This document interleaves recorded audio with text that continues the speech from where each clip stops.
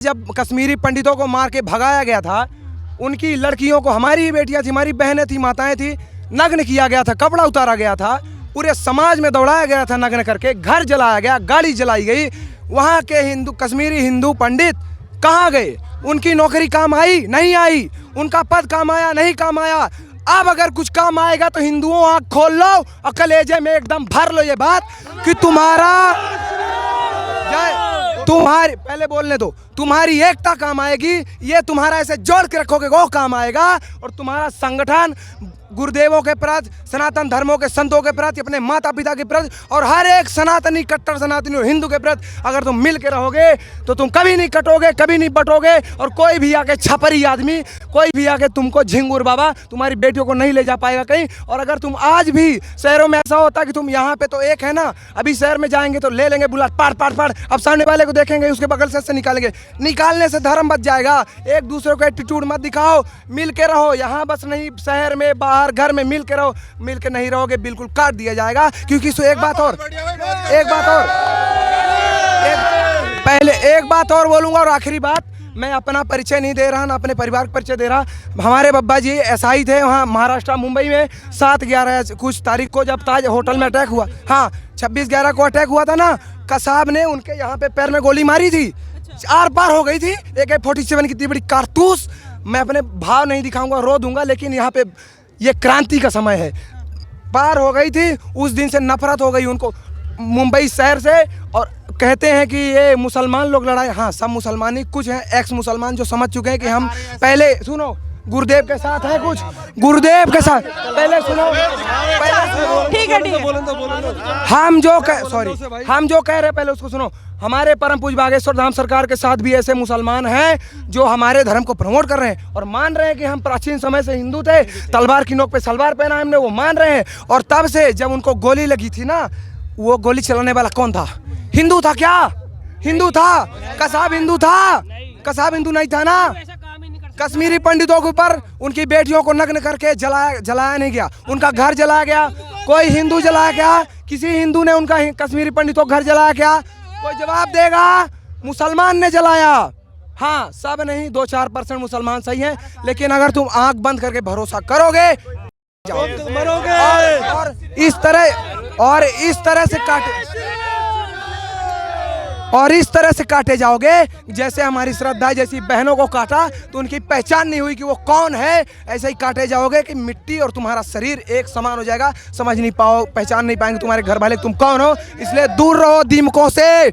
आखिरी बात यही कहूँगा, दूर रहो दीमकों से, अपने माँ बहन की रक्षा करो। और कानून अगर तुम लेने जाते हो ना, गन की परमिशन, लाइसेंस का कानून तुमसे, हमारे प्रशासन खराब नहीं है, मोदी जी खराब नहीं, योगी जी खराब नहीं, लेकिन जो सत्ताधारी बैठे हैं ना, DM SDM, वो तुमसे 2 लाख रुपए वसूलेंगे, 1 लाख रुपए वसूलेंगे। इतना ही कहूँगा। और एक बात है, ठीक है, चलिए और भी लोग। अरे डोंट टच। मैं रीवा से हूँ, मध्य प्रदेश रीवा से हूँ। रीवा वालों सुन लो, मैं जो कह रहा हूँ ना, आँख खोल लो। मैं ये नहीं कहता कि तुम सपोर्ट करो, पर जग जाओ बस। जय श्री राम, जय भवानी, जय हिंदू राष्ट्र, जय बागेश्वर धाम सरकार की, जय गौ माता की, जय श्री राम। चलिए चाचा क्या कहेंगे? हिंदू राष्ट्र की टोपी लगा। बिल्कुल हिंदू राष्ट्र जरूरी है। अच्छा, क्यों जरूरी? जरूरी इसलिए है कि हमारा जो है कि हिंदू राष्ट्र नहीं है, केवल भारत है जो कि हिंदू राष्ट्र बनना चाहिए। क्यों बनना चाहिए?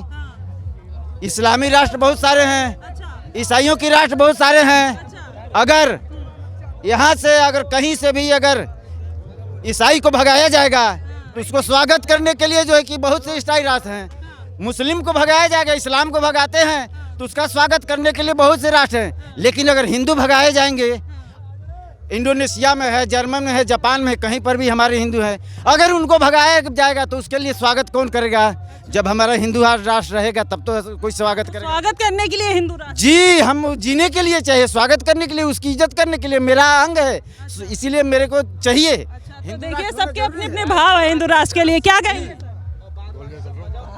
चलिए क्या कह रहे हैं? सनातनी धर्म सत्य है, बाद बाकी मजहब पंथम। सनातन धर्म में सहनशीलता है, विनम्रता है, हम्बल रहता है आदमी सनातन वाला। कोई तो नहीं मानता ना सर? नहीं, सनातन धर्म कौन नहीं मानता? जो दूसरे मजहब के लोग हैं, मुस्लिम हैं, ईसाई हैं, वो तो नहीं मानते ना। सब मानते हैं।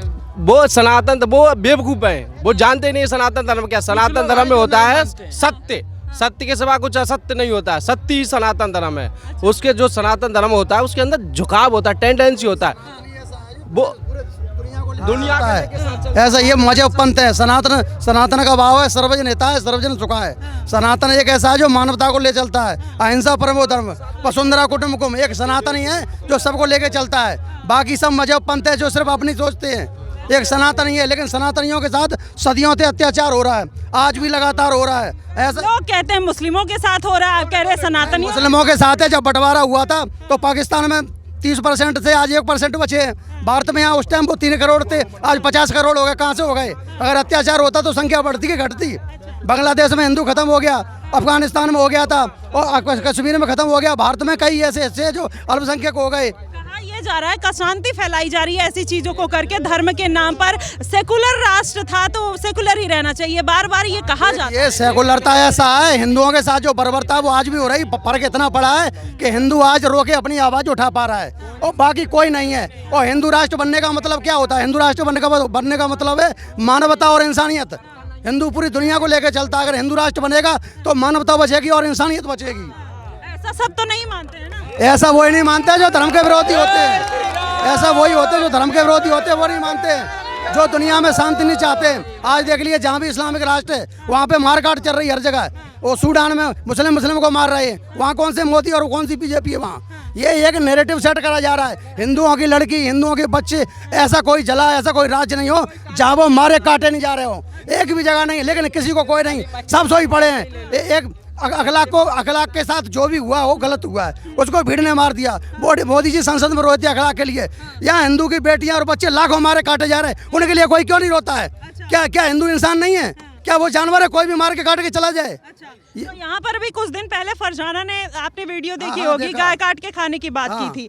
कहते हैं कि सबसे ज्यादा तो जब मुस्लिम लोग कमेंट करते हैं वो कहते हैं कि जो सबसे ज्यादा बीफ एक्सपोर्ट होता है वो तो होता है इंडिया से, उत्तर प्रदेश से। तो फिर उसके बारे में क्या कहिए? अब हमारा ये बताओ, हमें यहाँ पे कोई अगर गाय को काट रहा है तो हम उसका यहाँ विरोध करेंगे कि वहाँ पे बड़ी फैक्ट्री वहाँ पे जाके करेंगे? वो बड़े लोगों का काम है, वो करे। और मैं नहीं मान सकता हूँ कि जो राष्ट्रवादी सरकार है वो ऐसा करती होंगी, और करती होंगी नहीं करती होंगी इसकी मुझे पता नहीं है। मेरे जो सामने करे फरजाना बयान दिया, इतने हिंदू समाज के 50 करोड़ 100 करोड़ हिंदू हैं, उनके सामने ये बयान दिया कि मैं काट के खाऊंगी। इससे ज़्यादा सहनशीलता क्या चाहिए? इससे ज़्यादा हिंदुओं के लिए क्या चाहिए? अगर कोई और होता इसी जगह पे तो क्या बच पाता? अच्छा, आप क्या चाहते हैं? गाय को राष्ट्रमाता बना दिया जाए? देखो, गाय को राष्ट्रमाता बनाया जाए। गाय के लिए हमारे संत महापुरुषों ने भी बहुत सारी गोलियां खाई हैं, अपना बलिदान दिया जाके शुरू से लेके। और राष्ट्रमाता गाय बनेगी, जरूर बनेगी। क्यों? अखिलेश यादव कहते हैं कि फिर जो बैल है वो भी नंदी भगवान है, उसको भी पिता राष्ट्र। वो नकली यादव हैं, वो अखिलेशुद्दीन है। वो जो भी कहेंगे वो सारा जिहादियों का संरक्षण करते हैं। उनके राज्य में, उनके शासनकाल में हिंदुओं के साथ इतनी बर्बादी होती थी जिसका पता भी नहीं चलता। आज यूपी में दंगे कम से कम हो रहे हैं ना के बराबर, और हो भी रहे हैं तो सारा क्लियर सबके सामने डेटा आता है। चाहे हिंदू हो मुसलमान हो, सबको साथ लेके चलते हैं बाबा। तो अखिलेशुद्दीन है, अखिलेशुद्दीन है, हिंदू है, हिंदू को आप अखिलेशुद्दीन। अरे ऐसे हिंदुओं की वजह से तो हमारा आज ये हाल है सदियों से। किसी टाइम भारत 85% भूभाग हिंदू राष्ट्र था। आज ये 15% बचा है, वो भी हिंदू राष्ट्र नहीं है।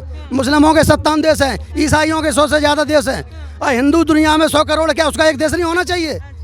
चलिए सबसे पूछ लेते हैं, हिंदू राष्ट्र चाहिए सबको?